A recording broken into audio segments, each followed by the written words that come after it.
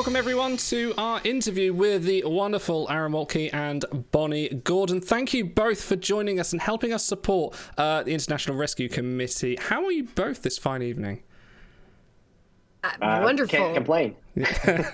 Absolutely great. I'm here and I have coffee and everything's fabulous. Fantastic. Living long and prospering in a peaceful, long life. Fantastic. hopefully this year will be as peaceful and enjoyable as we can make it.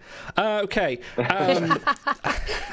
How are you both getting on? I imagine wheels are spinning now for Prodigy season 2. Obviously you have your limits to say how much you can say and stuff like that, but how is production going in a general sense of things? Good. Star Trek Prodigy season 2 is trucking along as it has been announced. We have about 20 episodes. We have 20 episodes, not about. We have 20 episodes that we are in various stages of production. As you know, the pipeline for animation is very long. So it starts with the scripts, and then it goes into storyboards, then animatics, then layout, animation, then you have sound effects layered in, scoring from Nami Melamod. And so, of those 20 episodes, they're all in different states. The first few are done completely. The next few are getting ready to go into mix. And then so I've been wrapped for a long time, so like most of the voiceover stuff is already recorded. They'll just bring us in every now and then for pickups. Nice. Or if they have like a small rewrite they need us to redo. So but I've been wrapped for a long time. But I can't wait for season 2 because it's really exciting. You watch season 1, you're just like, oh, how can they top this? And they do. Wow. How? I believe you. Because season 1 has an incredible ending. Like, I was genuinely shocked at just how much of an emotional high point. And then I was like, this is season 1. This feels like this could be the ending of the whole show. And then it's like, no, season 2 is like on its way this year, I believe. And season 3 is in the pipeline. And it's just, I cannot believe just what kind of thing you've got going. I cannot believe what you're going to have in store for us. Well, there's an old adage in screenwriting especially, which is like, if you have a great idea, don't save it. Use it now because you'll come up with great stuff later. And, we knew the story we wanted to tell for season 1, and we had a really good idea of what we would do in season 2. So we were like, let's just leave it all on the table and make this as strong of a 20 episodes as possible so that the next chapter can feel like a continuation, but also an evolution into its own sort of storyline, because as I think we've said elsewhere, the story of Star Trek Prodigy is about these outsiders kind of looking into the Federation, setting that as their North Star to head on straight till morning. And then, it's following their journey. It's a true coming of age tale as they kind of discover Starfleet, find their way through it and then into it, and we hopefully will grow up with these characters. So I think I remember when the story was first announced, there was a lot of like, well, how can this show go on forever? They can't stay away from the Federation forever. And I was just like, just you wait. We want them to get to the Federation because that's just the start of their story. No, it's absolutely fascinating. I mean, I was surprised how much I enjoy Prodigy, because in my head, and I imagine you've probably heard this from quite a few people, like in my head I was been, it's something I can sit down with my children and I'll enjoy because it's Star Trek, I'm going to watch it, and I'll sort of like lightly watch it in a way that's like, oh, this is a kid show, I know who it's for. But by the end of season 1 I was just like, this is some of the best Trek I've ever watched. Like, I'm fully invested there. Even my children haven't watched the finale because I had to watch it before them because they've got their own things they want to watch. So like, no, I'm not waiting for you. I'm watching this first. But I think personal favourite of mine was the bombshell was halfway through season 1 when you had the break, was that Admiral Janeway was after them whole time, and you had another Kate Mulgrew coming on. But like, how enthused was Kate Mulgrew to be playing 2 different versions of herself? Well, I think what was interesting about with Kate's involvement in the project is, she is approached all the time for this or that, and especially with Star Trek, she is very protective of her character. And when she first heard about the project, she had a similar reaction, which was like, oh, it's just for children, is that quite? And then when she met us and heard what we were doing with the project and how respectful we were of the character, and also how we wanted to evolve the character, and to pick up on a few of those dangling threads that were left even from Voyager, because as most Voyager fans I think would say, it's pretty But I don't think I've heard from anyone that would say, "Oh, I don't want to see any more of what happened with Voyager." Everything was wrapped up in a completely satisfactory way. They got home is fine. Yeah, yeah, because they got we had that little 4-minute sort of coda at the end, but everyone was like, "But wait." Yeah. But wait, There's more. What now? Yeah. And so for me, my sort of brain cursor was dangling there at like 2379 of like, but what happens after that? They brought back all that technology from the Delta Quadrant, completely game-changing warp tech. You have all the characters that have returned. You have these unrequited relationships and new dynamics and new futures they've created quite literally for themselves. And so me and I think Bonnie and a lot of other Star Trek fans out there were always wondering, like, well, what's the next chapter? What's that next phase? Especially for a character so influential as Janeway, having her be such a big part of the Trek universe and then just kind of stop her story and not get more when you're getting so much of you get the tidbit in learning Nemesis, about don't everything you? else. Like, You're just kind of like, well, wait a minute, yeah. You have that little hungry. cameo in Nemesis. But I'm like, but wait. Yeah. Where's the rest of that? Yeah, she jumped from captain to admiral in the space of a year based on 7 years of blazing a whole trail to the Delta Quadrant. And you're like, but what does that look like? What does it look like on the very first day of walking into Starfleet Command with all the admirals being with Jellicoe and all these it's like, okay, so here's like all the video medical tech we picked up. Here's all the Borg stuff we just had lying around in the cargo bay. Here's all the various. Here's the Nacian caretaker that we had. Just like that little thing we had sitting in storage. Here's the coaxial warp drive. Here's the half-working quantum slipstream drive. There's an entirely, fully sentient hologram with a 29th century mobile emitter. You can have a look at that. No big deal. Yeah, go ahead and take a look. Here's reams and reams of data from the Borg, and also an actual Borg, ex-Borg that can tell you. And also, we may or may not have killed the Queen twice. Just don't worry about it. It was completely transformative, and then I understand why the folks in the Berman era were like, all right, somebody else take over. Like, it feels like a tall order, and but I think so many fans here and elsewhere on our show and the other shows were like, we've been thinking about this stuff nonstop for 20 years. So absolutely, let us in, Coach. Yeah, I mean, there are books, like a whole series of books just devoted to what happened next, for all the series. So exactly.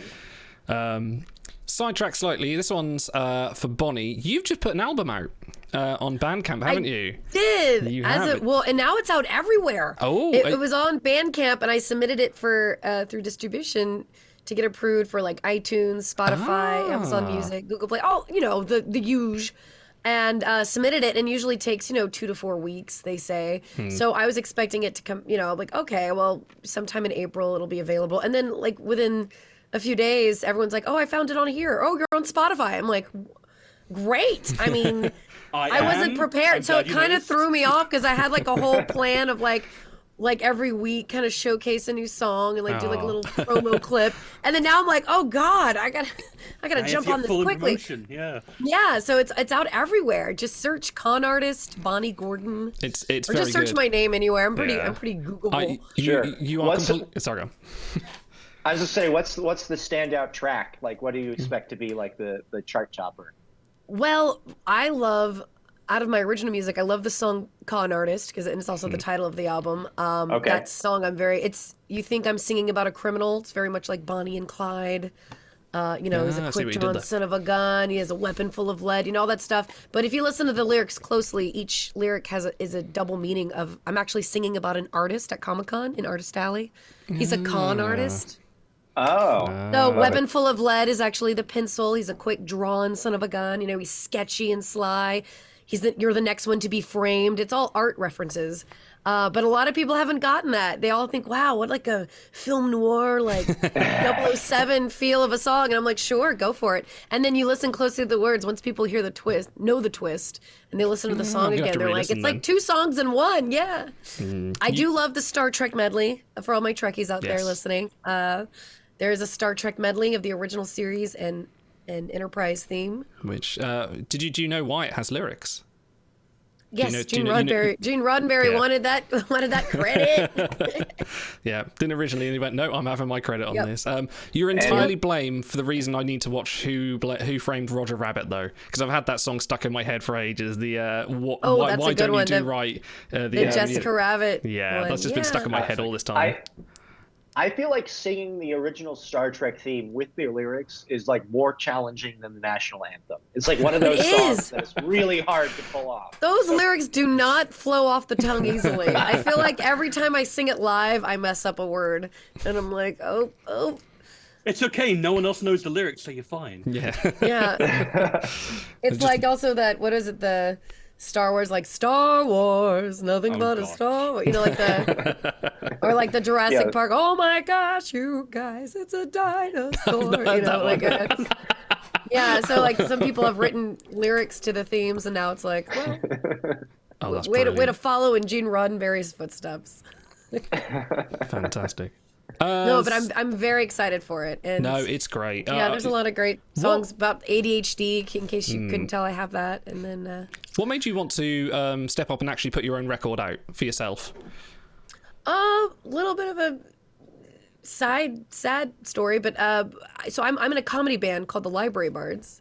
Yay, we do nerdy parodies and perform at cons all over, and it's super fun. But I had a couple of health scares through COVID, 2020, 2021, like some cancer scares and some different things like that, to where I was thinking that, oh gosh, something might be a little bit more serious. So it kind of got me thinking, like, oh, if something happened where like I only had like a year to live, what would I want to accomplish? What would I want to do? And also, is everything I'm leaving behind a nerdy parody? You know, like, is this what people are going to remember of my music and my voice? So it kind of like got the fire under my ass to start. Sorry, this is a family show. It's fine. the flame under my buttocks. It got it burning, because I wanted to put something out into the universe that was my own voice and my own lyrics. So that's why I wanted to put like original music out, as well as certain covers that like mean something very special to me. So yeah, that's what kind of got the ball rolling, and then luckily everything is okay health-wise, but it definitely was the thing that got me moving quicker than what I wanted to, and it also made me take that leap of faith of like, okay, I'm about to release my original music. The trolls may come, these are all very personal to me, but I'm gonna just throw them out there. No, it's absolutely fantastic. It's a great album. I encourage everyone to go and listen to it. I think you've got an absolutely stunning voice that everyone needs to hear. They really do. Thank you. Thank you so much. Yeah, I love that I can, everyone knows me as like doing pop and rock, but my blues and jazz is kind of where my voice is the happiest. So I'm glad I got to bring some of that taste of my vocal stuff to the masses. You certainly have better range than I do. There's about like 2 keys that I can sing in pretty good, and then beyond that, I sound like a teenager going through puberty. There you go. Well, surprisingly enough, so do I. Oh, that was old lady voice, but like Joel, half the time I sound like I'm about to like just hit puberty. It's a little too hard. Like way up here. Oh, you're giving me Come on here, flashbacks. Waltke. Oh God. Sounds like me. The only place I tend to sing is in the car, and then I look down and going, "Oh, I'm speeding too fast, and now I've broken my voice." Oh dear, I got too enthusiastic there. Okay, Stars, do you want to do the next question? Have you got the sheet up? Yes. Yes. Go on. So this one is one of my favorite members of the community called Racing Linus, and this is for Aaron. How much fun do you have getting to write for an actual real life Star Trek show and getting to add to the existing canon? This one I'm actually quite interested in as well, because it is such an expansive 60-year canon and going, and it's just, you always have the fine line of I have to add while also not necessarily taking away, and people get very sticklery about continuity, so that must be quite a fine line to have to juggle. Yeah, I mean, I think it would be really challenging and intimidating for a lot of people, and I'd be lying if there wasn't a little bit of like pressure to make sure I get it right, But call it hubris or naivete or confidence, but I was like, I don't think any of us anticipated making a bad Star Trek show, because I've been watching Star Trek since I was 2 years old, and it's just kind of like in my blood at this point. So like I'm just naturally like, of course that's how the Heisenberg compensator works. It compensates. You know, Look, Worked very well, thank you. Instead of Aaron Waltke, his name should be Aaron Wiki, because he's kind of like the Wikipedia of Star Trek. I feel like every Trek question I have, I'll just go to Aaron and be like, hey, on the DL, what is this? One of my nicknames in the writer's room is the Walkipedia. I do have that. That's good. That's very good. Oh, see, that's way better than my joke. Yeah. But yeah, it's Walkipedia. I think that there's a certain tendency, I will say, you know, when you ask like a Star Trek fan, like what stories would you tell? And I think there's almost a reticence or a reluctance to go beyond the known. And I think that has been the most interesting and satisfying of just like, instead of just saying, oh, I want to explore, you know, how the Borg became the Borg, or this 3-year window between when DS9 was built and during the, you know, the conflict with the Bajoran Cardassian War. Like, you want to fill in the blanks, but there's a reticence to go beyond that, unless it's canon in the shows or I suppose the novels. And for me, that was always the most exciting part for me, because I have sort of an intuitive knowledge of you know, what feels Star Trekky and what has been explored and what has been an open question that hasn't quite been explored yet. And I would say the same for the writers as well. The entire writing staff of Prodigy and the other shows. We all are equally excited to both pay homage and to, you know, this incredible franchise that, you know, unlike many others, doesn't want to reboot or requel, but they want to just say, yes, everything happened. You know, everything from Balance of Terror, even the salamanders, Fox brain, especially the salamanders. They all happened. They all happened, and what I think is perhaps unique, or certainly one of its strengths of Star Trek, is that it is not so confined that it can only be one type of show.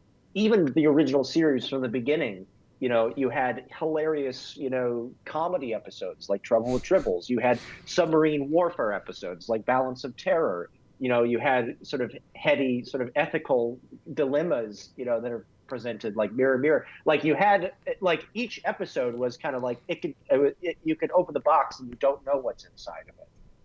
And that for me, the fact that you could essentially do an anthology show with continuity was really mind-blowing. And especially, you know, in the series that followed, you know, all of the shows connecting and crossing over, like, you know, Deep Space Nine launching Voyager off, and it felt like this amazing sandbox to play in. And I think, you know, what I've learned from just the first season coming out, it's really interesting to watch that sort of life cycle of Star Trek canon, of just sort of like, oh my gosh, that's new, is that okay? And then everybody talks about it, about why it could or couldn't be okay. And most of the confusion, at least in my occasion, say, oh, actually that works really well. I hope they explain that. And then when they see that that's what we were going for, and we do explain it more, they're like, oh, that's great. They know what they're doing. This is great. You know, so, and I totally understand that, because even as you're kind of like building this ship of a show, there's always that you have to kick the tires, so to speak, kick the warp nacelles, and make sure that it tracks and it makes sense, and you're using every part of the animal, so to speak, and that every single line matters, both in a continuity. That's a great analogy. Like a butcher's shop of Star Trek. Line, especially with Prodigy, where it's 22 minutes. Like everything is either no waste of space. Y'all are geniuses for that. Seriously, you put so much in so little time. I mean, after speaking to you for the last 20 minutes, I now no longer, not that I did before, but I definitely don't doubt your credentials for getting anything with Star Trek right. You know, that's just even this brief conversation. I'm like, yeah, I'm sold. You've got me now. Yeah, I think when I first interviewed, you know, the Hagemans, before they created the show, we had worked on a show called Tales of Arcadia together on Netflix, which is with Guillermo del Toro. And while we were working on that, they came into my office like, hey, you like Star Trek, right? They asked us to pitch a Star Trek show, And I was like, yes, I do. And you were like, welcome to my PowerPoint, as you pulled the... Yeah, I smashed a do not break glass in case of emergency button, pulled down a lever, and just a wall of phasers descended behind me. No, it was, but I remember they had me come in and meet the secret hideout, and one of the first things I said is like, well, I could easily just sort of describe how the Ferengi River of Wealth has a cosmological contemporary in Egyptian cosmology, if you like. Wow. And they were like, all right, just hire this guy, like, whatever. Did you step into the white room and go, I need Trek? Lots of Trek, and then... Yes. 15 different pictures of various different shows. Okay. Yeah, I have a notepad that's filled with like seasons worth of stuff on my phone. Wow. Everyone's like, oh, that's a Star Trek episode, and then Have you got 10 seasons of Prodigy planned? Do you just keep going on concurrent of yeah, we could just do this? Yeah, I mean we have plans upon plans. Yeah, of course. I feel like that's how I am with D&D characters. I'm like, ooh, this would make a good D&D character, and then I write it down and then never play it. You'll find a campaign for it eventually, don't worry. You'll be like, ooh, I have 3 character sheets I've rolled up just for this. Yes, Star's going to test for our I'm Star actually Trek playing D&D on Thursday, and I have 9 characters to pick from, and I can't pick one. I'm like, ooh, but I could also do this. Oh, but I could also play that. Ooh, and so I need to just roll a dice and pick one. Yeah, I think Stars, because we do Star Trek Adventure series, he's just I've got this character sheet and this character sheet and this character sheet. I'm like, yeah, that's loads. Bonnie, this one's from one of our community, Cranky. Over the years, you've been involved with Star Trek on various platforms, gaming, the experience, and now voice acting. Lucky you. What's your relationship with Trek? How did you first come to be a fan? And that time-old question, what's your favourite iteration of Star Trek? And you can't say Prodigy. Ooh. Okay, well, so I came into Star Trek later in life. I was a cast member at the Star Trek Experience and had to learn about Star Trek because I got through the audition without knowing much, but they could tell. And there's a lot of improv involved if things go wrong on that ride show thing. So you'd have to improvise a lot. And so there's only so many times where I can say, I'm sorry, this breaks the prime directive, before they start to catch on that you actually have no idea what the answer is. So I started watching and became a fan and then became a super fan. And now it's my entire room that you can't see because it's blurred. But now it's it's become such a big part of my life. It's embarrassing how many Star Trek things I have and things from the experience as well. I've collected so many things from the experience that, you can no longer find. Ooh, I have tiles of the carpet from Star Trek that unused, not actual used carpet. I was expecting com badges, extra... phases, costumes. No, I got the carpet. Oh, that too. But no, I have the carpet was really cool actually. And they had extra of it for whenever the carpet got ruined, ruined or needed repair. They could just plop in different squares to repair it instead of. And I'm sure that was the exact same carpet that they used in on the Enterprise D and stuff. I imagine they probably had Mike Akuda. Yeah. It's all space themed, and it's really cool carpet. And a friend of mine, sadly, who passed away, but randomly got 6 squares of it and was like, here you go. Wow. And that's what I used to help soundproof my bedroom for voiceovers is carpet from the Star Trek Experience. So it's all come full circle, really. That's kind of perfect. I heard that after the Star Trek Experience shut down for a long time, there was still a room that they never tore down the warp. It's still floor. there. If you go to the Westgate Hotel, it used to be the Hilton, now it's the Westgate. You go to their timeshare area, it's the promenade. You're like, what the hell? And the arches are still there. The walk, the gift shop still looks like something out of a sci-fi movie. It's insane. It's so. I mean, unless they've changed it recently within the past few years, because I haven't been there since before COVID. But I mean, I pretended like I wanted to do a timeshare so I could walk through it, and I think they figured out that I wasn't there for timeshare. I was literally wearing a medieval leather costume and from a Comic-Con. I wasn't fooling anyone. If you ever come a Star Trek set. I was just gonna say it wouldn't be a Star Trek set if it wasn't repurposed constantly. Oh man, Episodes. they call it like their space timeshare space, or I don't know what they call it, but Yeah. something cheesy like that. But if unless you were a Star Trek fan, you would have no idea. You'd be just like, oh, this is an interesting room, and you walk in and you're like, you're legit on the promenade. That's quartz. That's a warp core. The warp core is just sitting in the middle of the room. It's A ridiculous. space timeshare. Yeah. They really missed a trick by not calling it the Great Material Consortium. Like, surely that's just like an open layer. Yeah. Like, come on. The timeshare promenade. I mean, I don't know. It's just, it's obviously such a themed area, but they just haven't changed it. I think it would cost too much to refurbish the whole thing, so they just left it as it is, and it's such a huge space, so much space. If ever I meet you at a con, if you ever come to the UK and I meet you at a con, I'm bringing you a carpet tile to sign. Gonna find a carpet I'm tile. coming.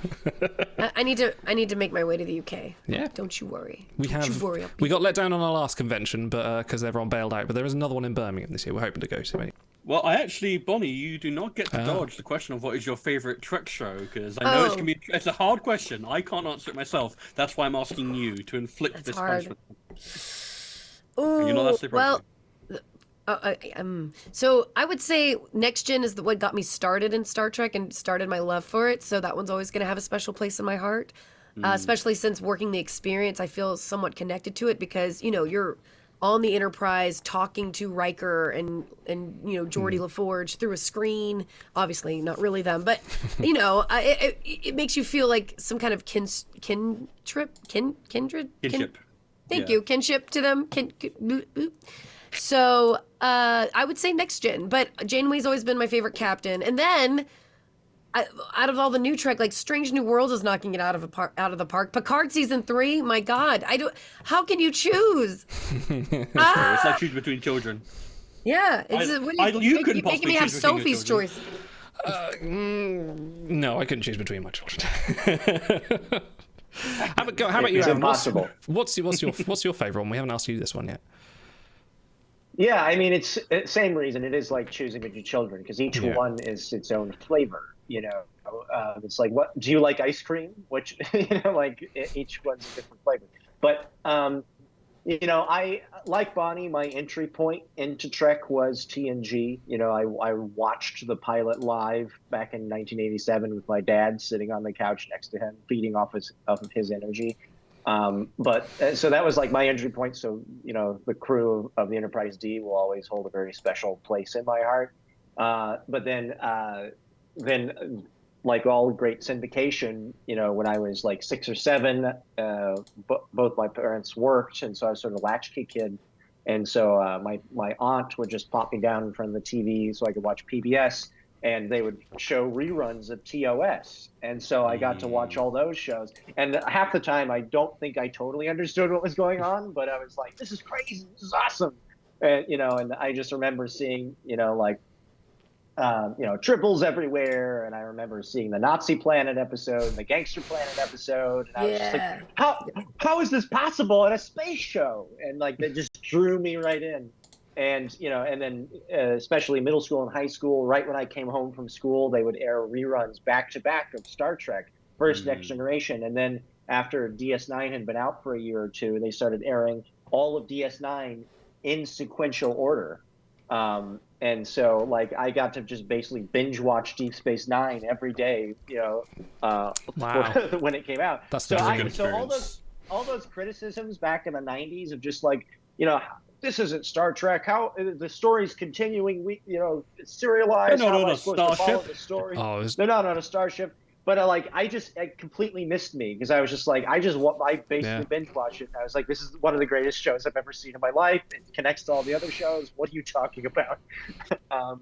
And then Voyager, was one that I watched and I really enjoyed, but I didn't get to see as much of it in sequential order because I was going to, I think, high school and college by then.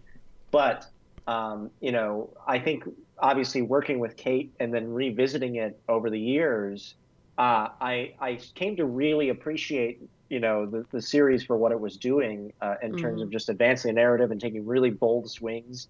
And I will say that season 5 of Voyager is one of the strongest seasons of Star that's good. Trek It across starts the at night, board. doesn't it? That's in the It's just blackness like of space. Yeah, because I watched Yeah. it and it had been so long, and then I just watched it for the video. It's just like banger after banger after banger, and I was just like, it's like latent when they image really and got their- timeless. Latent And I Image was is just one of like, my favorite episodes of Trek ever. Yeah. It's so good. Such a good character drama. Timeless is I did a right in there, rewatch of Voyager during COVID, when I got pulled in to do Scratch for Janeway, just because I was making myself visit her voice on a daily basis, and no regrets on that rewatch. I was like, this is delightful. I missed this. Yeah, It's just I a think comfy vibe to it, yeah. Yeah, that's true. It's kind of comfort food for Trek, isn't it? You can just sit down and just go, I'm going to enjoy myself. Yeah, because it basically by that time, the formula had been figured out for what Berman Trek was, and it was just like, all right, we're just taking pitches. Like, what can we do with this cast and crew? And I think like all Star Trek shows, it took a little bit to find its feet, but once it did, I was like, this is a great Star Trek. Yeah. And I always think about that Futurama episode about Star Trek. And Oh yeah, when Fry the one with Welshie. When Fry describes what Star Trek is, they're like, it's a legendary television series that has about 30 good episodes. Yeah, but that's the fun of Star Trek. I think is like not every episode is going to be perfect, but they're all going to be asking an interesting question, and sometimes they'll be trying for something that is really interesting, and the concept of it even overshadows any flimsy cardboard sets they had at the time, Yeah. or Vulcan brains being taken out. Concept over It's quality, great. definitely. Yeah. Yeah. Aaron, how do you approach the idea that this is technically a kids show while also adding sort of the more mature elements to keep us adults engaged? It's interesting in that insofar as whenever like the Hagemans and myself and everybody who had worked in both children's and YA type animation before, we always came at it from an approach of just don't try to tell a kid's story or an adult story, just tell a good story. And ideally, it's a type of storytelling that, was really popular in the 80s and the 90s, what they would call, no pun intended, 4-quadrant storytelling, where, it's for young and old, men and women and everybody in between. Everybody could go to the movies and get something out of it. And that was the sort of thing that, your Jurassic Parks or your, ETs or those sort of thing, that sort of ambivalent quality. And I think that is why the Hagemans and myself certainly really enjoy working together, is because we very much shared that sentiment and that aesthetic desire to tell stories that everybody could get. I get messages every day of like, I finally have a show that I can watch, a Star Trek show I can watch with my 6-year-old and me and my grandpa or my dad, and we all watch it together and we all love it. And it's the challenge, I think, is sometimes a benefit, right? I think it was Orson Welles who said the absence of limitations is the enemy of art. And so like, I always think of it in terms of like, sure, we can't swear or, we can't show death, but it's just like, okay, how can we creatively still create stakes? And Star Trek is infamous for that sort of thing. It's like, even though they kill and bring back characters left and right, there's still stakes when they create some sort of interesting scientific conundrum that they have to solve, or a mystery that seems completely impossible and destroys their fundamental understanding of the scientific method until they get to the bottom of what's actually happening. And like that sort of perhaps slightly high-minded stuff is not unique to adult storytelling at all. No. Like that's literally how children develop, is they ask fundamental questions, and then, either by their own intuition or with the gentle guidance of an adult, come to understand great things about the world. And in doing so, they often teach us adults who think we've maybe figured out a lot of stuff. It's like, oh, there's still a lot more we can learn from the young. So that's always been our approach. I mean, my son is reading a book about a dinosaur that travels through time at the moment, and he's 7 years old, and he's coming to me with questions like, "So what happens if he goes back into his own past?" I was like, "Oh, my son, you will never understand." I love it. But yeah, he's Well, you see, son, the temporal prime directive. yes. Yep. You see, son, the bootstraps paradox dictates that. Yes. Have you checked your genetic history lately? Is it not your own grandfather? Who knows? Oh gosh. I'm my own grandpa. There's your next song. Okay, Stars, you'll take the next one. Absolutely. So this one's for Bonnie. So as the ship's computer, you are obviously stepping into the same territory as the famous Major Barrett Roddenberry, God rest her soul. She is the first lady of Star Trek. How did you prepare? Absolutely. How did you prepare for it, and like what kind of unique challenges have you sort of like found in voicing the ship, who is the ship is a character on Star Trek, and it always is. They all have their own unique feels and their own, they take part in the storylines just as much as a human character or a Frankie character. So like, how has that affected how you've played the computer? Yeah, so going into, as I was doing Scratch, the Hagemans were trying to find a spot for me on the show, and when the audition for the computer popped up, and I said, "Oh, I can submit for this," and I asked if they wanted a major impression, and they said, "No, we want something completely new and unique for this new story of Trek."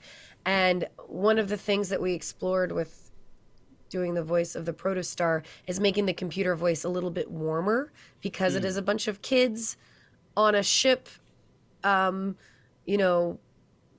We want them to make, even though the ship has a weapon on board, it becomes their home. The protostar becomes their home, and it becomes their first idea of family. So, we recorded a few different ways of just having a little bit of hint of warmth in my voice as the computer. So it has that kind of like low,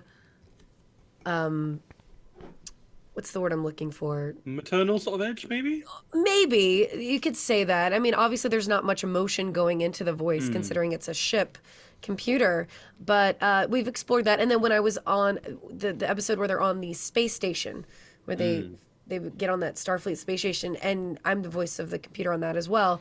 We kept it similar, but made it a little bit more more robotic, older. But yeah, just a little bit more, took a little bit of the warmth out. It's obviously the same computer voice, but there's just like a hint of not as much warmth, just because it wasn't their computer. That makes sense. It's like meeting your mom's co-workers. Like, it's not the same. It's not the same. Bless you, dear. Yeah. But I love that the protostar becomes their first home or idea of home and family, and getting to be a part of the show has been unbelievable. Coming from both as a professional voiceover actor, but also as a Trekkie, like to when your worlds combined, and as a fan of Star Trek, getting to be stepping into the footsteps of someone so instrumental to the Trek universe. It's been amazing. And now I've been wanting to hopefully audition for one of the new live action shows, because it would be so much more fun, even if it's for a small, cameo part, just because, everyone always says, "Oh, how does it feel following in the footsteps of Majel Barrett?" I'm like, "Oh, I want to follow in her footsteps. Give me all the footsteps." She was such an incredible character actress, and that's the kind of roles I love to do. So I'm kind of like, oh, maybe, just maybe, there's a kernel of hope. You want to be? Sorry, go.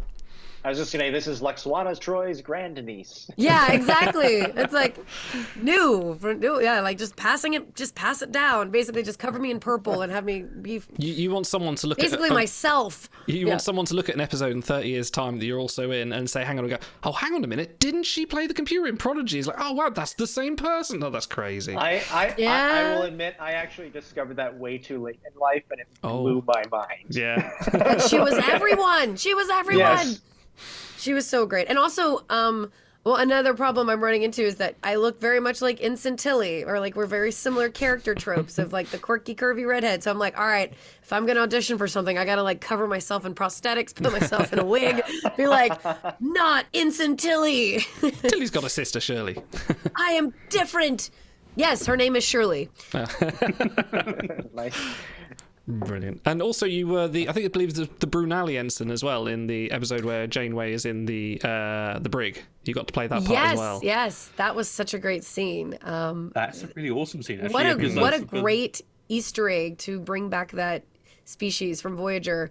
That it just shows it kind of like the message of Starfleet.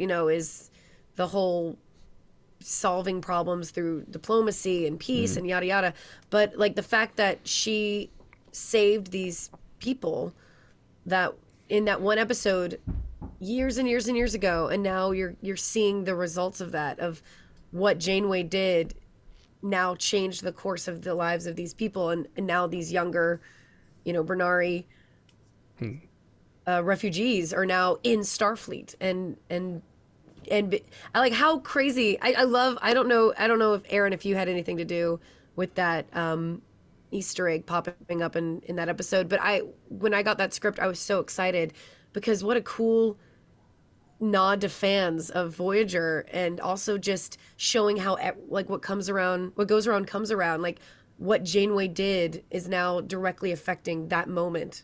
Yeah. What, 20 years later, it's one of my favorite moments in the episode. I know some people were like, well, is there really a coincidence there of this and that? And I was like, well, I don't know about coincidence. If anything, it's thematically, it's this core idea that I really thought, both to our show and Star Trek in general, which is, do good recklessly. Don't just approach it from a transactional, well, if I help you, I'll get this. You just help people. And, whether you call it karma or just sort of like the natural sort of action reaction of social sort of interactions, it will come back around to you in surprising ways. And I really liked that moment that you had with Kate, because it was like, well, how is Kate going to get out of this? She's going to be clever. She's going to trick the person. She's going to like wire this. It's like, no, in that moment, it was something that she had done. We had watched the episode Counterpoint a few times as we were just watching it. It was like, isn't this an interesting episode of sort of, you get to see a slightly different side of Janeway, both in that she's being sort of, she is being somewhat, I guess, spy-like or conniving, and that she's finding a way to outwit this truly terrible person. But also she's doing it purely out of a benevolence, and she just sees people that are endangered, and she helps them. And in theory, even breaking the Prime Directive. But I think there's a little wiggle room there in that they asked for asylum, so that actually allows her to interfere. But it's still like when she's straight up just lying to these other people that are like, hey, we have refugees aboard or what have you that are psychics. And so like when she sends them through that wormhole at the end, some people are like, oh, and that went to the Alpha Quadrant. How tragic that Voyager didn't go through as well. And it's like, well, she didn't know where it went. Like, but all she knew is that spatial flexure led to a safe new beginning. And it just so happens that her allowing for that came back to help her in the end. And Janeway has a habit of not knowing every crew member, as seen in I think a season 5 or 6 episode Good where Shepherds, she was, I think, the Good Shepherd, but so it's totally plausible she wouldn't have gone, as she commandeered this ship for this one special mission, she wouldn't have gone through the entire roster and seen who every ensign, this or that. But it just felt like a really nice little poetic moment, and I personally love it. I will defend it to the end, and people seem to really enjoy it as well. Absolutely, because like I would say that one of the strongest things about Prodigy, there's not much I can begrudge about Prodigy. Like it's from top to bottom in terms of production value, the amount of heart that goes into it. But what I love the most about it is how genuine it believes in Starfleet. Like it is so easy to be cynical, and like Dal, you go into going, there's no way that a big intergalactic federation with warships and photon torpedoes and all that, there's no way they can just be good guys. That doesn't make any sense. And what's the catch? What are they getting out of it? Yeah, exactly. What's the end game here? It's like, no, we genuinely believe that, and And I've been watching through season 6 of Voyager with my partner. We've been doing the entirety of Star Trek all the way through, and we're on Voyager season 6. And so often in Voyager, they come across some, whether it's the the Dragon's Teeth episode where like an act of altruism gets them in so much trouble. It's like half the time they're in the Delta Quadrant, something goes wrong, and it feels like everyone out in this quadrant is out to get them. And then it's so satisfying when something comes back and says, no, what you did made a difference. There is absolutely a wonderful core ideal at the Heart Federation that needs to be protected, and it needs to be like guarded and safeguarded. And especially considering how Prodigy plays around with the idea of interconnectedness and that as a weapon with the Diviner and everything like that, it's so good to see that reaffirmed rather than solely used as a weapon against the Federation. It's like, no, there is strength and unity, and it's just a wonderful storytelling device. Like, I thought that moment was inspired, personally. Yeah, I love how the Diviner gets such a great character arc, too. Oh, yeah, that was the one we John Noble is incredible. John Noble, that's it. Sorry, Always, yeah. John Noble is incredible, but that was we always, as the writers' room, was always challenging ourselves of like, what's the most irredeemable character, and how could they be redeemed? Yeah. While acknowledging the terrible things they've done, and like, what is there a path to reconciliation, to redemption, to rehabilitation? And I think that's a question that even Voyager asks again and again and again. With Brad Dourif's character on Voyager, especially, of like, do we just lock this guy up in the brig forever because he's a psychopath murderer, or do we actually try to find a way to help him? And they chose the latter. And I thought that was a really interesting statement on the nature of optimism and belief in the core possibilities of humanity to heal itself. And that's the stuff Star Trek asks and talks about all the time. And we definitely wanted to go there in our own way in Prodigy. Yes, absolutely. So, Bonnie, having watched some of your top streams on Geek and Sundry as the wonderful Lark Sage, I imagine, guess what? You are great in those. I love Sage. She's so good. Thank you. Lark Sage is probably my favorite character I've ever created. Like, she's just... The character trope of the naive innocence is one of my favorites, because it can be done, so-so, but when it's done really well, the character growth is so satisfying. Well, what I loved about her too is she had this naive innocence about her, but she was she had so many secrets that I when I play a tabletop RPG, especially if it's for the long haul with viewerships and everything, I always create I'm notorious for creating a backstory with a lot of secrets, and like usually one big like nugget secret that I will not tell any of, obviously any of the viewers, but I also will not tell any of the players either. The only person that will ever know is myself and the DM. And kudos to Eric Campbell for I kept that secret that I knew that my parents who were in the Maquis were alive, and and I actually hacked my way onto the ship to get out into space to try and find. Yeah, there was a lot of stuff happening with Lark Sage, and I loved the fact that I got to keep all of that secret from the players for so long, and they were just, how long? Like, when did you think of this? I was like, oh, the day we created our characters.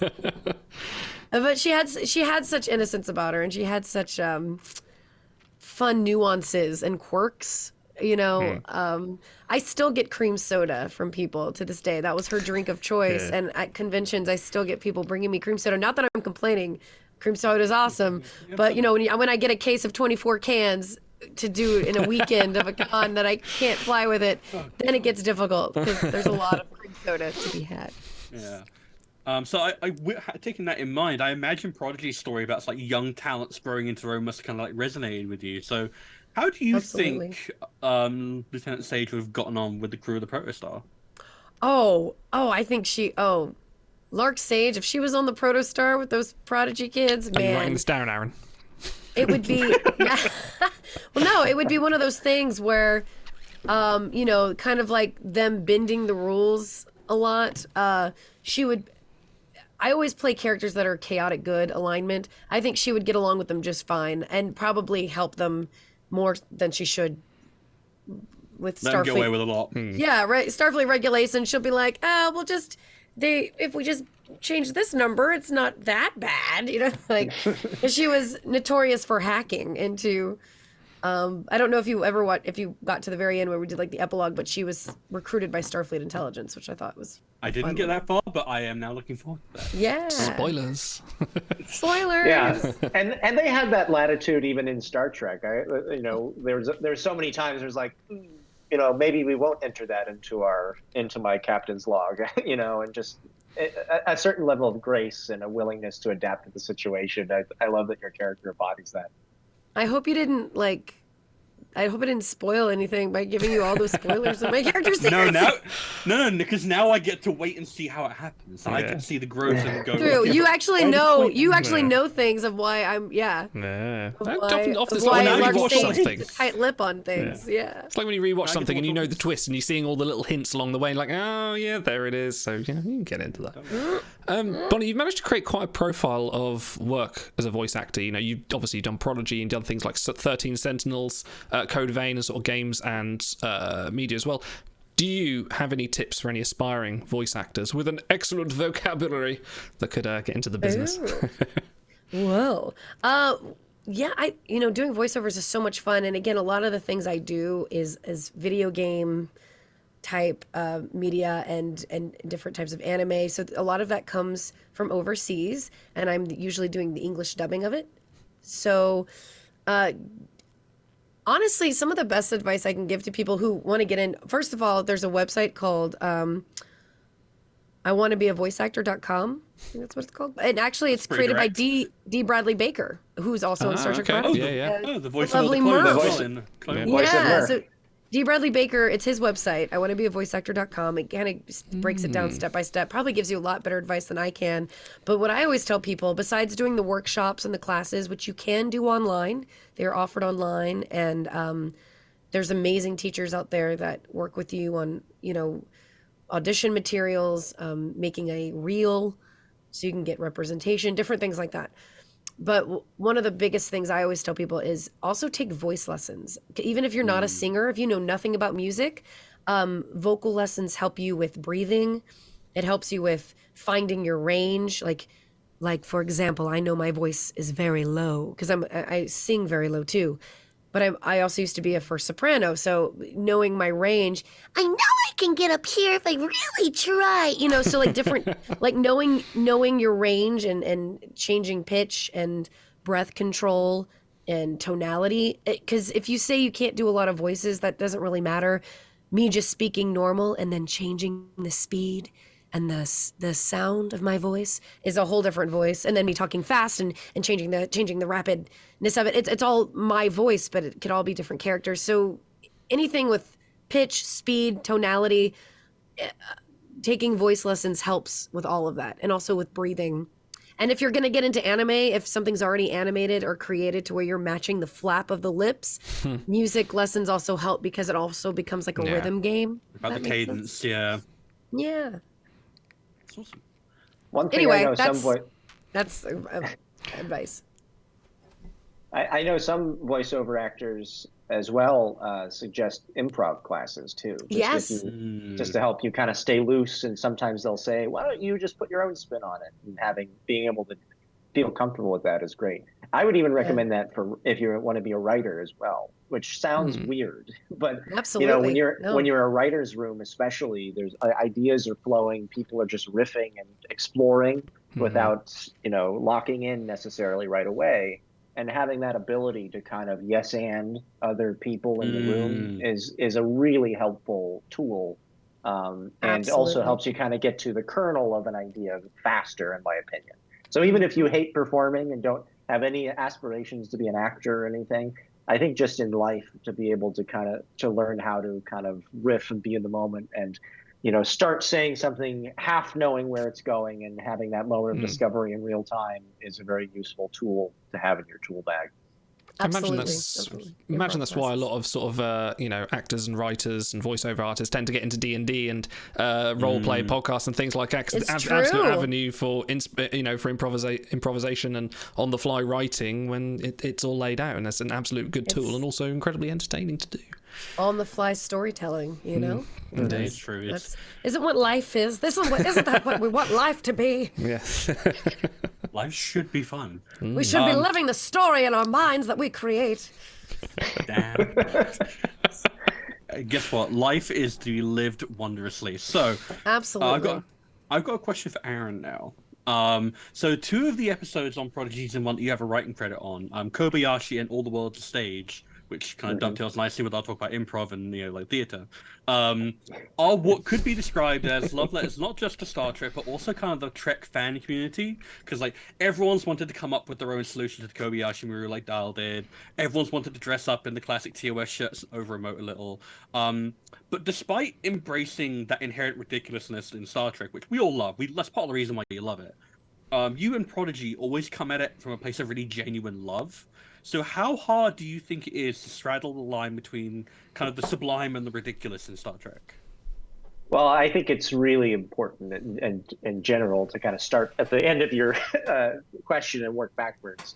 You know, I think that my aesthetic personally that I really gravitate towards as a writer has always been playing with both, pathos and, which is like the genuine sort of emotional catharsis and that sort of thing.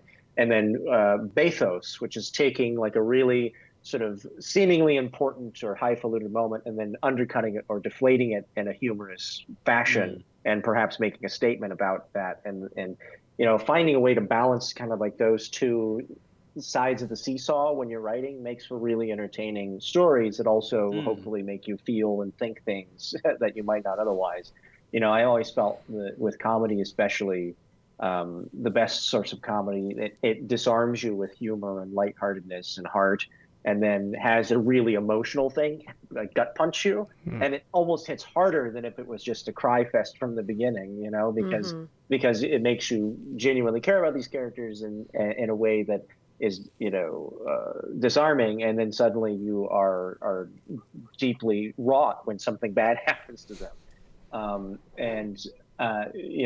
That's just my personal taste. As far as those specific episodes, Kobayashi and All the World's a Stage, both of those were very much the whole writer's room, were thrilled to kind of break that with me.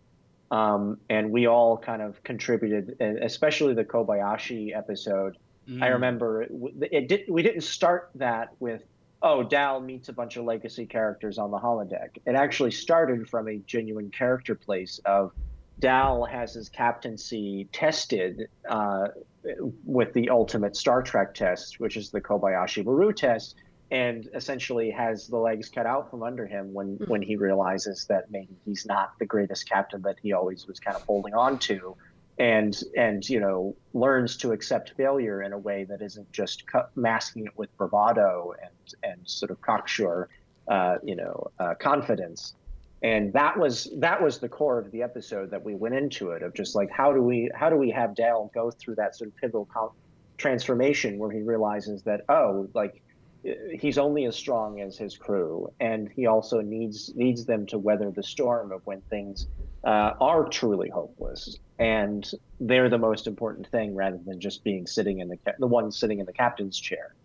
And as we kind of evolved that, like, first of all, it was a holodeck episode, so I was like, me, please, me. And because I think there's people out there that are ambivalent or actively dislike holodeck episodes. I do not understand them at all. Every time. Like, they are like from my earliest childhood, they're my favorite episodes because you get to see these otherwise sort of like uptight sort of naval tradition type, Starfleet officers let their hair down or be thrown into truly outlandish situations, I should say, or civilizations, I suppose, in the case of Beowulf. And so getting a chance to kind of explore the limits of that and introduce new and young audiences to what a holodeck can truly do, and then also, had the chance to introduce them to the Kobayashi Maru, we just kind of spun out of like talk about yes-anding as we were just kind of talking about that episode. Okay, well, what are the rules of the Kobayashi Maru? How might it have been updated over the years? Because it's something that I guess I kind of knew, but I didn't really think about was like in prime continuity, we had not seen the Kobayashi Maru ever appear on television, ever. No, not the actual one. Wrath of Khan. Yeah. And there were a few allusions to tests and stuff, but we'd never seen the Kobayashi Maru appear in the 24th century. And so that opened up a whole host of questions. Like, do we just do the Wrath of Khan scenario? You know, what with the holodeck stuff? Because obviously back on Wrath of Khan, they literally had the Enterprise A crew like play acting dying on the set, and then they pick themselves up. It's like, all right, good simulation, guys. And I was like, surely there's an easier way to do that on a 24th century starship, which of course is the holodeck. But then that started to open up other questions of like, well, you know, obviously in the original appearance in Wrath of Khan, there were they didn't just have random, you know, teacher's aides doing this. It was literally the best Starfleet crew you could imagine as your crew. So it was all on you as the captain. Like, what would that look like in the infinitely customizable holodeck? It was like, well, the best Starfleet officers would just basically be the people that had the most storied or careers, and so we were like, how interesting. And then that arrived us as like, at first we were like, oh, you know, he could have Spock as the first officer. How great would that be? And it's like, well, why wouldn't he just populate the whole bridge with like an all-star cast? And then that led to, gosh, it must have been a 3.5, 4-hour conversation. Like, I think we all stayed like an extra hour or two that night, just talking endlessly about like, well, but what is the best bridge crew? And you know, if you could pick from everybody, and it went in circles because everybody kind of wrote, all right, let's start everybody's favorite engineer. We wrote that. Talk about picking your favorites from earlier. Yeah. And then there was a couple iterations like, well, we can't do that. We just wound up with like 5 engineers. That's not going to work. And then there was another one where, you know, oh, well, these two work really well together. And by the end of it, we had written all these lists, and we had just written like literally every single Star Trek character on the board. What's funny is, as the computer, getting that script and knowing that of all the characters I would get to announce, there was a lot more I had to read, because I think at the time we didn't know exactly who it would be. I won't say names, but like, he's not lying. I read a long list of names. I was like, are all of these people? I was like, this is the biggest bridge crew I've ever seen in my life. Like, they had to tell me like, no, we just don't know who we're gonna get yet. And I was like, oh, okay. But I will say that was when I reached. Yeah, because when I think that day was when I reached out to Aaron for the first time, because again, we did all of this during COVID, so none of us ever met each other in person. You know, I had no relationship with the writers' room besides knowing the Hagemans. So I remember finding Aaron on Twitter and writing him a private message going, I just read episode 6, and I just have to give you my love and adoration. And he was probably like, who's this crazy bitch? No, I was flattered, because you were literally the first person outside of that little core group of, you know, 8 or 9 people that had seen it. And I was That's like, right, because I was also doing Scratch at the time. So I was doing Scratch for Gwen and reading the computer, and I was just like, can I have to find a way to. I was like, if I don't do the computer in this episode, I'm going to be pissed. When you talk about like the sort of intimidation of like playing and adding stories to the Star Trek universe, that was definitely very much like, I was like, how are we going to do this? How is this going to be received? Are we going to do it right? But I was just like, everybody who reads it and was writing it with me and stuff, like, we all can't be wrong that this is awesome, right? It was Star Trek fan fiction, but in the best way possible. We were all just like, this is what, if I was in the Star Trek universe, I would go to the holodeck and just be like, oh, I need all of these people. This is And computer, give me 5 Trip Tuckers. I want that to be my crew. Well, Trip Tucker was originally at one point in the list. Cool. It really was this. I think my original draft had something like 12 bridge crew members, and they were like, we literally cannot physically make that many assets in time for this episode to come out. For the movie. Yeah, and then I had to cut it down, and then there was availability issues, and then when we started talking about using legacy audio, which was its own extreme challenge, you know, because I think ultimately what we wanted was this to be a celebration of the original characters and performances. And, you know, once we kind of realized like, the Kobayashi Maru in many ways is sort of like the Star Trek scenario. A ship comes across another ship in distress, and then enemy ships show up and attack them. that's been. I started to see like the code in the Matrix as I read episode. It is after every Star episode. Trek story. Yeah. Yep. Came like this, like I've deciphered it. I have the code. Yeah, because I wound up watching. I feel like 60 or 70 episodes, top to bottom. Wow. Sorry, no, Wow. I watched 30 or 40 because I had a limited But amount of it's time. for And I- work. And then I read, No. and then I read 60 or 70 scripts, top to bottom, just trying to find the perfect lines that we could use. And then sometimes I'd find the script and like, oh, that's a great line. And I'd go back and listen to it, and the delivery was unusual, or there'd be like a, somebody would be moving away from the boom mic, so it didn't sound very good, or they'd be rattling a can or something. And I was like, all right, back to square one. Oh, so My frustrating. wife was like, she was like, "Are you still working on that?" And I was like, "I know, I've almost got it." I was like Howard Hughes, just in my night, and that was on top of working on the show. Just my nights and weekends were just trying to do this. And I have to give a shout out to the Star Trek Archives too. For putting up with my random requests of like, do you have a line, this time code from this episode? It would come at like 9:00 at night. It's Spock saying transporter operational. I need that desperately. They would send the raw footage over. But it was a challenge. It was arguably one of the hardest scripts I've ever written because of that. But to quote President Kennedy, we do these things not because they are easy, but because they are hard. Anyone who says that they want to get into Prodigy, but they're like, oh, I just don't know. Like, I watched a few episodes and I wasn't fully feeling it. I was like, if you get to Time Amok and I love Time Amok. Kobayashi Maru, I was like, just get to those 2 episodes. And if you don't like Prodigy, then it's seriously not for you. And what are you doing with your life? 'Cause, like, honestly, though, I feel like those 2 episodes stand out so much in the first 10 episodes, and also just shows the true heart of Prodigy and what kind of basically shows like, no, this is how the show is going to be like, and also this is how much heart and true Star Trek it has. Does that make sense?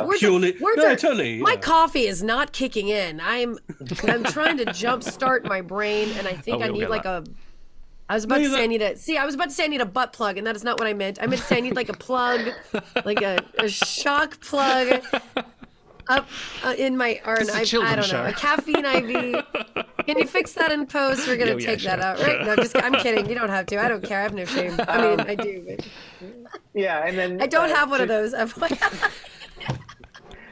We'll just put like audio of Janeway saying delete the wife over it. Don't worry, it'll be fine. Yeah. Delete the wife. Add 2 inches. So the and then with All the World's a Stage was another great example. That was very much a story that was broken by the writers' room. I was really excited about it, but and everyone else really liked it. But they were like, "This is there's so many moving parts." So like, it was almost like another one of those like, "Who's going to take this on?" But I was like, I would love to, because I love a good challenge, and I've written so many episodes of television that I know all the shortcuts and all the tweaks and all. I know how to to fit together this finely tuned clock to make it this story that really probably should have been told in 44 minutes. So make it work in 22, and the opportunity to. I would say the fundamental idea behind that episode in particular, which is like you don't need a starship to believe in what it represents, is one that very much resonated with me, and I think a lot of Star Trek fans, because that is ultimately what we're doing. And I've had of that episode, I had so many cosplayers in particular saying like, I finally felt seen by that episode, because there are a lot of people that don't understand why I do what I do. And then this was basically laying out the purpose of it. It's like, it's a celebration, but it's also a statement of like, I believe in these characters. I appreciate these characters and what their journey means to other people and to, the greater sort of cultural milieu that they're a part of. And, I think that trying to stake out why Star Trek fans are so ravenous and so insistent on its importance, and demonstrate why I think was a really lovely challenge. And then of course the TOS element of it, of like, those lingering questions of like, well, what good is this old TV show from the 60s with cardboard sets and dogs with little horns on them and stuff. Hey, like, you leave the targs out of this, all right? but the point being guys. is just like if you watch a few episodes and it sneaks up on you and you realize that what people are responding to is not just the fluorescent sets and the people with green makeup. They're responding to the messages that are kind of lurking within it, about tolerance, about belief in the greater good, about the inherent nature of humanity as seen through creatures that are not human, and expanding diplomacy, equality, expanding our horizons of what life or even what our civilization could be. And so like the chance to do that in a small way with like rediscovering this the original, or I should not say the original, the second Galileo ship, which mysteriously was lost in season 2 and then was replaced by the Galileo 2 without explanation. I was like, how interesting that this old relic, winds up being the very thing that saves them. And these people that are sort of play acting to being Starfleet are the very ones that actually, despite outward appearances, have so thoroughly embraced the spirit of Starfleet that they in a pinch are able to actually do what is necessary to save everyone, even though they have different words for them, and perhaps they have sort of like an insider baseball culture about it. They still are the ones that will help you out. And I guarantee you, if you go to any Star Trek fan out there, that if they're true fans, if you're in need, they'll take the shirt off their back and help you. And that's Absolutely. and that I think is 100% due to the spirit of the show. And so that episode meant a lot to me in the writers' room, because we were like, this is a story that's worth telling, and especially to kind of help reinforce the characters in that moment were kind of going through their own question of faith, and it was very much fun. Yeah, I find that harder to do than the Vulcan salute. That's I find that really tricky. That is Live logs and proper is just so good. Who came up with that I've line? actually had a lot. The live logs and prosper. Live logs and proper. Proper, yeah, sorry. I actually had a really fun time. Like Mad Max Beyond Thunderdome is one of my favorite films of all time. I actually really like Mad Max 3, yeah. Yeah, and the long ago with the epoxy clips and stuff, I was that rewrote my mental DNA when I first saw that as a teenager. And so when I started to run that filter through Star Trek, it just kind of came out of me, and I was like, "Whoa, cool! It all fits." Stardate many moons ago. Like it's so much fun. But then obviously the element with Dr. Boone's saying like, "Look, we know we're not truly Starflight, but it's not. That's not It's what about the heart is. of it, the matters. It's the spirit. It's the spirit, not the letter." Okay. But it was a wonderful episode. No, Yeah, no, it's yeah. absolutely wonderful. Absolutely. Definitely one of those It's one of my ones where you favorites. watch it and you're kind of going, am I seeing what is this? Oh, it is. Oh, okay, that's brave. And yeah, you end up really enjoying it. But, Yeah, well, that's one of my favorite things in Star Trek. It starts with something that is patently insane or impossible, and then you retroactively explain how it got there, and you're like, oh, that works. They did it. Weird. Why is Lincoln on the view screen? Oh, Yeah, why is Lincoln in space? Why is there a 1937 Buick floating in the middle of a nebula? Like, I love that stuff. Why did they find Data's head buried on the Earth from 500? Yeah, that's a classic one. Yeah, yeah. Like, they're all Times Arrow. fantastic. It's like great. It's the Trekkiest way you can open an episode. I love it. It's true.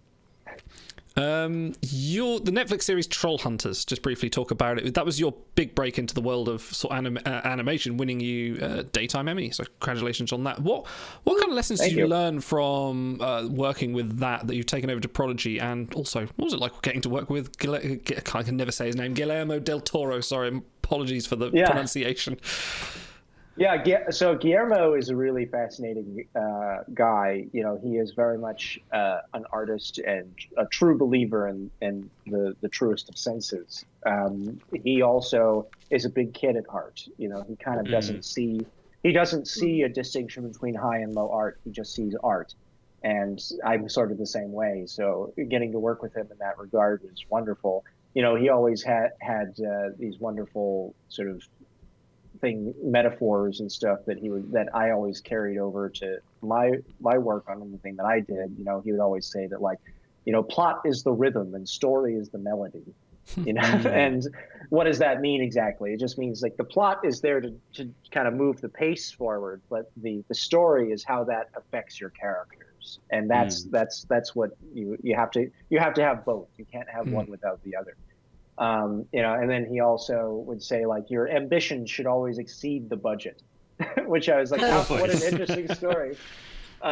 And he didn't mean just, like, you know, break the bank every time. But I think what he was saying is, like, always, like, hearken and aspire to do something grand and challenging, because then as you kind of whittle it down and have very deep conversations with collaborators about what is possible, you'll inevitably land on something that is cooler than perhaps either of you would have aspired to if you hadn't taken that bold swing, Star Trek style. You know, the other thing too, we kind of took from Tales of Arcadia was structure. You know, the structure of Star Trek Prodigy is very much in that same mold of, like, having each episode be about something and have sort of like some sort of episodic, you know, question or conundrum that they work their way through, so it has its own flavor. So you can easily say, like, oh, that's the episode where they go on the holodeck. That's the episode where they, you know, they face their clones or whatever.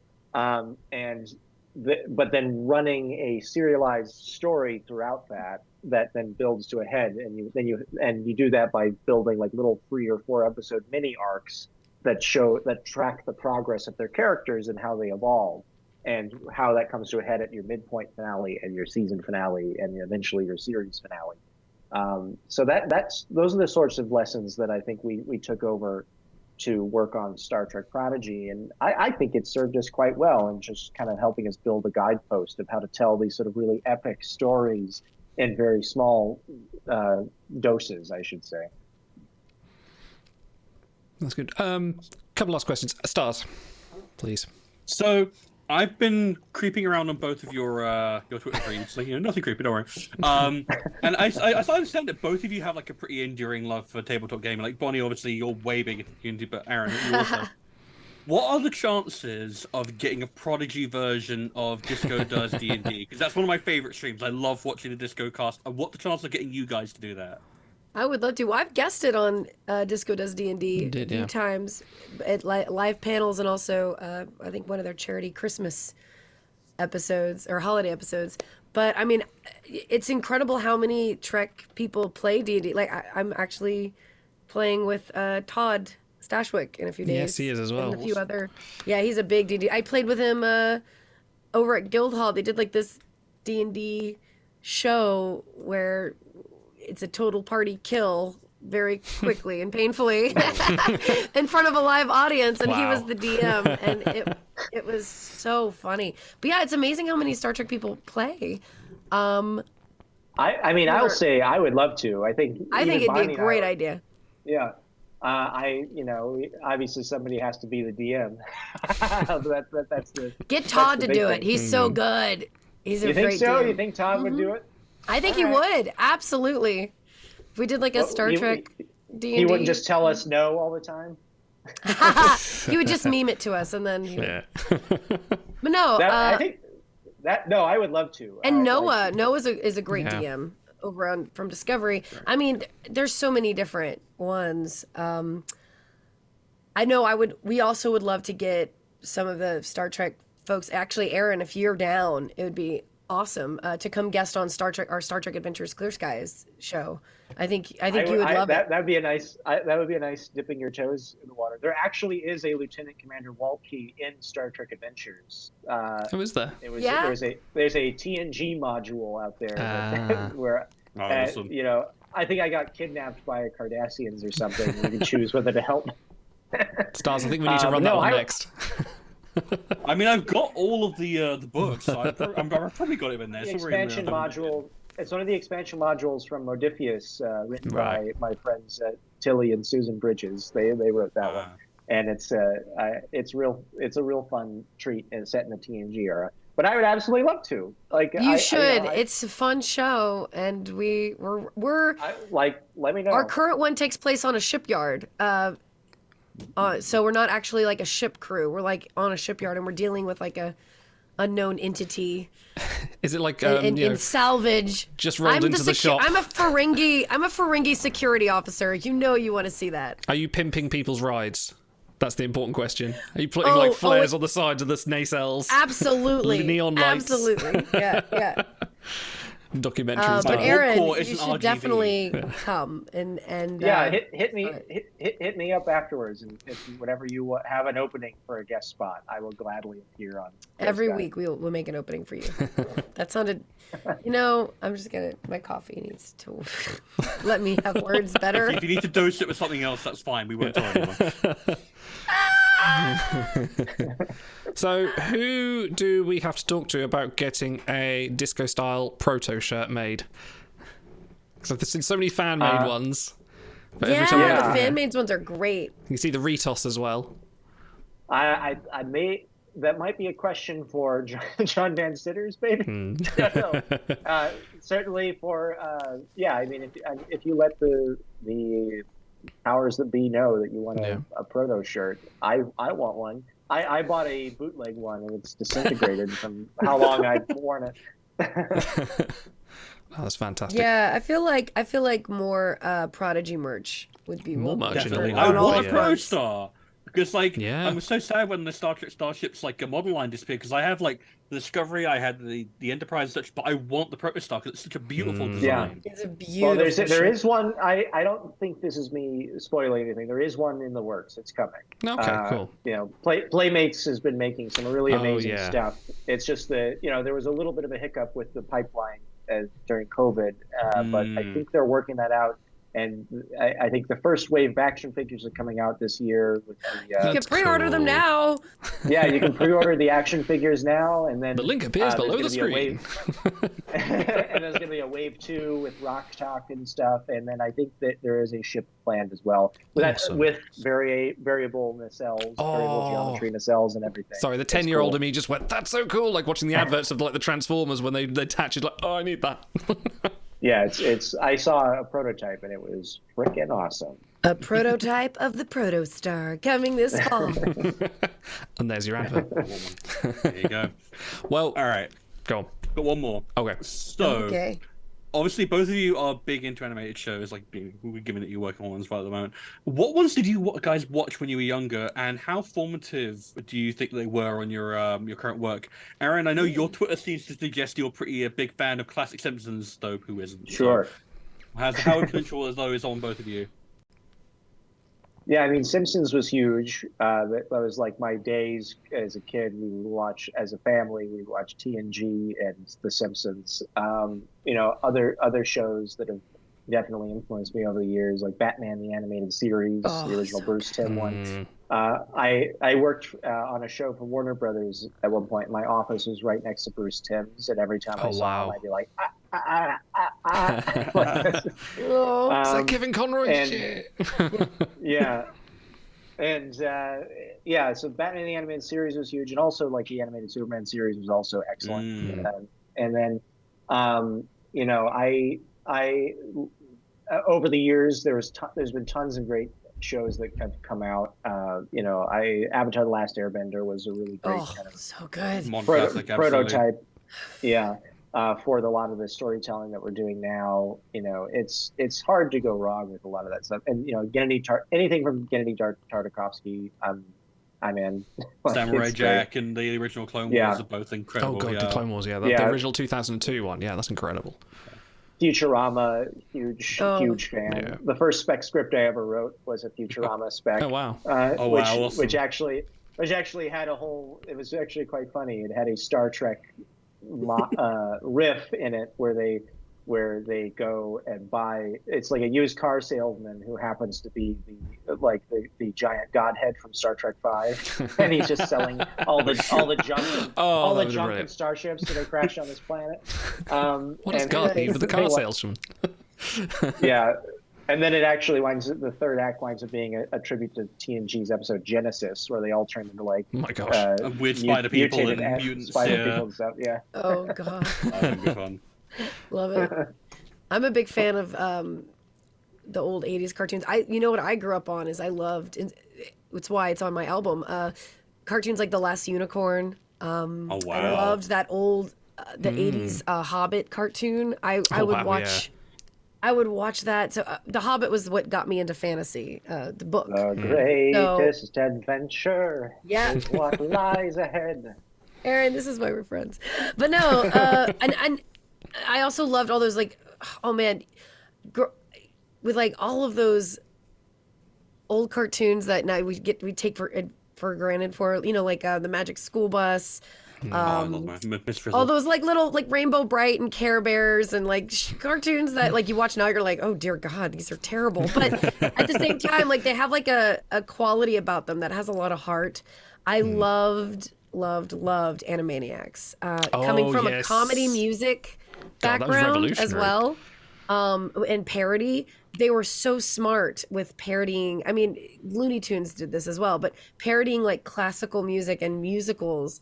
I remember them doing like a whole thing of Les Miserables, but with not Scratchy, but I can't remember, Bernadette Peters, the cat, and then they did another one where it was like HMS Pinafore, a Gilbert and Sullivan parody, and the lyrics are always so clever and on it. I remember getting extra credit in my world history class because I could, or not my world geography class, because I could sing all of Okay, you do the whole geography song. Oh wow. Yeah, the United States, amazing. Canada, Mexico, Panama, Haiti, Jamaica, Peru, Republic Dominican, Cuba, Caribbean, Greenland, El Salvador, too, Puerto Rico, Colombia, Venezuela. Oh yeah, I got it all. But I got extra credit. I'm there. I mean, and it helped me with my presidents. Like I couldn't remember the presidents like in order, so nice. like George Washington was the first to see. He went up down a cherry tree. You know, like you learn from these. It's the same thing with like Schoolhouse Rock. I used to love that because music is so important to me, and I feel like it can help so much with learning. Like that's why things like the ABCs and different rhymes work for kids. Sure. And so, anyway, I get so excited when I can talk about. No, that whole Spielberg era of animated fare from Warner Brothers. Absolutely. Was also deeply influential. Like Tiny Toons, Animaniacs, Freakazoid, which was only 2 seasons, but man, that permanently warped my sense of humor. And they were so clever too, so well written. Yeah. I mean, and I watch clips from it, and I'm like, dang, this still holds up. Like as an adult, I'm laughing at this stuff. Yeah, it's like, and it's the same as kind of the same mentality of the Muppets. Where the Muppet Show growing up, where it was made for knowing kids would be watching it, but a lot of the jokes were made for adults in mind, to where it went over the kids' heads. And I feel like a lot of the jokes in Animaniacs. Oh yeah, I mean, there's the Kiss Prince moment. There's they're like a lot of the jokes. You're like, holy cannoli! This How did you is get away with that? How did they get away with that? But they did, because they were clever. A lot of ground set by The Simpsons as well. You know, that was the first animated show that people sort of paid attention to. Went, oh wait, this is not just for children. We can watch this. This is a lot. Yeah. That's still a struggle that we have nowadays. Like we're talking about Guillermo del Toro. Like that's one of his big champions. Is like animation is not just for kids. It's a proper medium that needs to be celebrated in its own right. And not just shows like Prodigy and stuff, but like his new Pinocchio and so much good animated stuff. It's such a versatile medium because you just budget is as much. Well, I say budget isn't as much of a concern. It's a different concern. It's a different process. It's like, but that's one thing I love about Prodigy is it really does take so much advantage of the medium in terms of showing off. Let's just have an entire crew where everyone is an alien, where it's not just 90% humans and then the 2 principal cast members who have makeup on. Let's have an Andorian first officer on the ship. Let's have a Tellarite doctor. Let's have weird fish people that the crew of the Protostar saved for like 5 minutes, which would be prohibitively expensive on like a live action show. But you could just do it because it's cool and it. I don't know. I've seen the Antideans. They were pretty cool fish people. What a handsome Well, race. even Kate Mulgrew has said, like, I love doing projects so much because I don't have to be in a makeup chair for 5 hours Yeah. at 6 in the morning. Turn up, dressing gown, cup of coffee. I'm here. Yeah, and no, and that was definitely something we pushed for from the beginning. Of like, if we're gonna do this, let's obviously pay tribute to the man with a rubber prosthetic on his nose. Absolutely. But let's push it even beyond that and do the things that clearly Star Trek was like popping at the seams to try to do. Like Species 8472, I think could have been so much bigger and cooler, but they clearly only had so much time and budget to make one little like he's invisible most of the time. Or he's off camera. But being able to do that in the animated medium, I think people appreciated that quite a bit about our show. Absolutely. Well, Bonnie, Aaron, thank you so much for joining us. It's been an absolute pleasure to have you on, and both delightful and entertaining as I expected you to be. So, no, thank you very much, and thank you for coming and helping us support International Rescue Committee. Apart from Prodigy season 2, which is coming out later this year, what else is next? What else is coming up for yourselves? Gosh, I have some cool projects in the wings. I can't announce them yet, but I would say maybe NDA. But I'll say just follow our social medias for all announcements and whatnot. I usually, as soon as I'm allowed to talk about it, I probably will. You can find me at Good Aaron, which is at GOODAARON. On Twitter, Instagram, pretty much all the main socials. You can find me that way. Who's a good Aaron? Who's a good Aaron? I want to meet the bad Aaron. Where's he? Yeah, that's the Mirror Universe. That's the Mirror Universe Aaron. More of a goatee, he has a goatee and everything. It's crazy. Yeah, he shaved the beard. Yeah. No, you tear it off, Thomas Riker style. Yeah. I forgot. How about you, Bonnie? What's coming up for you? Well, same boat of being under NDA for things. I mean, obviously my album is out fairly new, so please check that out. I will have physical copies made to sell in person at conventions and in public appearances. So check my social media, because I'm all over the country, the U.S. anyway, for right now, for doing conventions and different things like that, and hopefully getting to the U.K. There's some possibilities. Would love to see you. Well, I would love to be there. My favorite trip I've ever done, has been out there, and I didn't get to. I never get to enjoy when I travel because it's always work related. So I might just be like, screw it all, and just show up. And if I do that, I'll probably have to find a way to work. So I'm not taking off all my work here. So I'm like, well, I gotta figure out something to do. So you might just see me on the side of the street, We'll cosplay one-man band, UK, with my album, being like, are you interested in a con artist? I almost picture you like Dick Van Dyke at the beginning. At his introduction of Mary Poppins. That would be me. But with the Star Trek medley, beyond the rim of the starlight, on the side of the street, what is she doing here? I'm gonna clean your chimneys and sing a song. Somehow you have a portable theremin that's. Yeah. I just pull it out, I know, absolutely fantastic. I don't know how I got through TSA with this. Anyway, no, I want to come out that way soon. Awesome. Who knows? Maybe for Fringe Fest in Scotland. Ooh. I might be out that way, so might be making the rounds. Awesome. No, thank you very much. No, thank you very much for joining us. Back over to the stream. Live Logs and Proper. I can nearly do it. Look, there we go. Live Logs and Proper.